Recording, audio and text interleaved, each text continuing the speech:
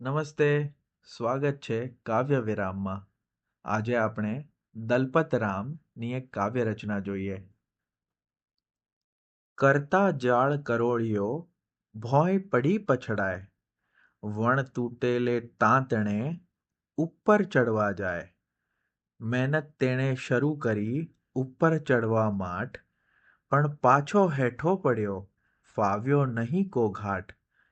એ રીતે મંડી રહ્યો ફરી ફરી બે ત્રણ વાર, પણ તેમાં નહીં ફાવતા ફરી થયો તૈયાર.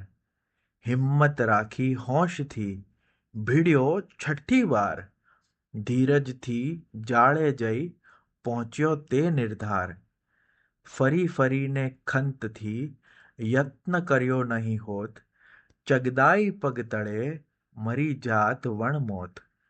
એ રીતે જો માણસો રાખી મનમાં ખંત, આળસ તજી મહેનત કરે પામે લાભ અનંત. આવતીકાલે ફરી મળીશું એક નવા કાવ્ય સાથે નવા વિરામમાં. કાવ્ય વિરામ.